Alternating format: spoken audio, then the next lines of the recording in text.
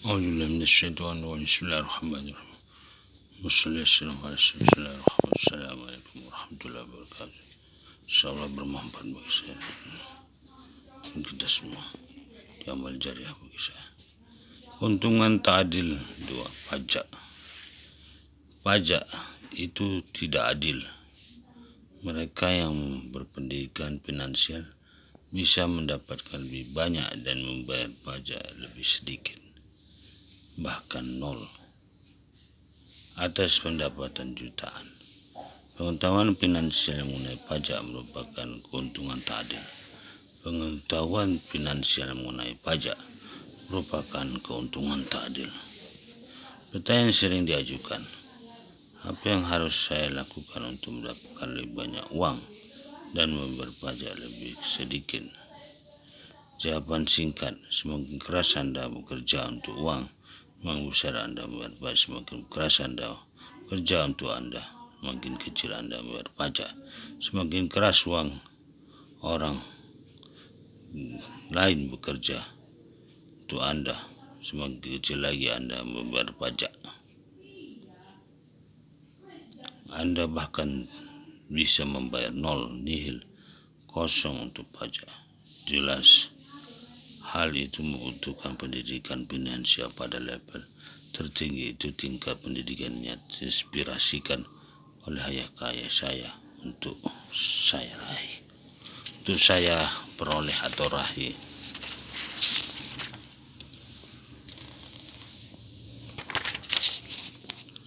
Penjelasan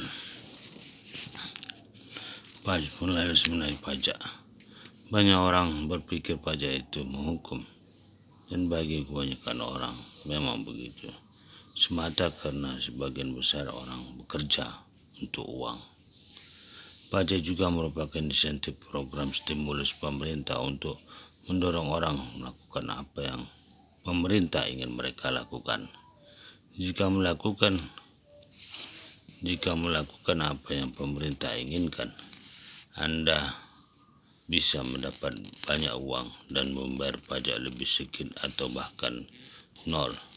Masalahnya kebanyakan orang dilatih sebagaimana Pavlov melatih anjingnya untuk melakukan apa yang diperintahkan kepada mereka, tanpa berpikir yaitu bersekolah dan mendapatkan pekerjaan. Dengan demikian, sebagian besar orang menghabiskan waktu hidup bekerja untuk uang dan membayar pajak makin besar. Ringkasannya, pajak itu tidak adil bagi mereka yang memiliki pendidikan finansial tertinggi. Semakin banyak yang mereka hasilkan, semakin kecil mereka membayar pajak secara ilegal. Tapi hanya jika mereka melakukan apa yang pemerintah ingin mereka lakukan. Bagi kebanyakan orang, pajak menjadikan mereka semakin miskin. Lagi-lagi mereka dilatih untuk menyerahkan uang kepada pemerintah. Bagi sedikit orang menyerahkan uang kepada pemerintah. Bagi sedikit orang, pajak menyerahkan uang kepada pemerintah melalui pajak. Bagi sedikit orang, pajak membuat mereka makin kaya, dengan sangat kaya. Mereka tahu cara membuat pemerintah menyerahkan uang kepada mereka. Sekali lagi, tentang arus kas. Tentang arus kas paling penting dalam dunia uang. Arus kas paling penting dalam dunia uang. Apakah aturannya sama? Pertanyaan ini sering diajukan. Apakah itu hanya berlaku di Amerika ataukah pajak sama seluruh dunia? Jawaban singkat, apakah pajak di seluruh dunia sama?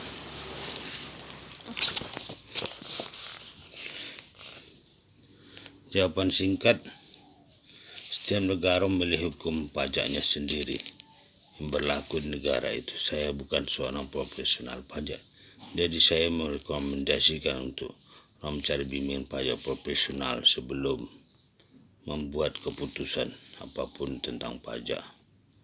Untuk menjelaskan pajak secara lebih baik secara nasional dan internasional, saya akan meminta pakar pajak Tom Wirwijk menjelaskan topik yang seringkali membingungkan ini.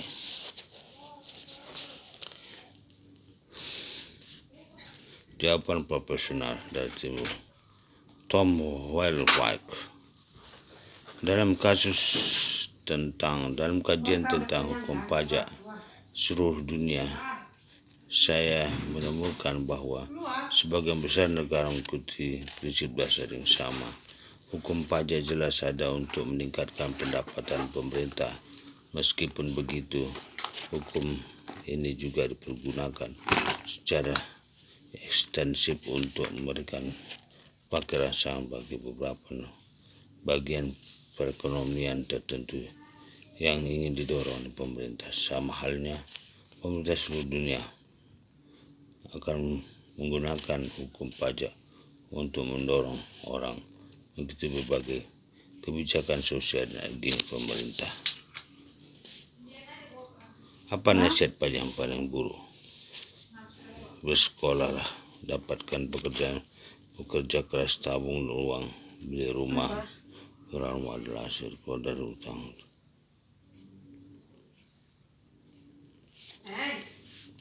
Keluar dari rumah hutang dan prestasi untuk jangka panjang dalam portofolio saham, obligasi dan reksadana yang diversifikasi. Penjelasan buku kedua dalam cerita adalah Rich Dad Cash Flow Quadrant yang didefinisi sebagai berbagai pemain beda dalam dunia.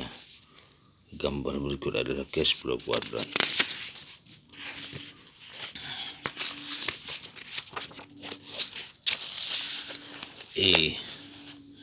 A merupakan adalah employee, S adalah self business, self employment atau bisnis kecil, bekerja mandiri. B adalah bisnis atau bisnis besar, lebih besar dari 500 kali. I adalah investor.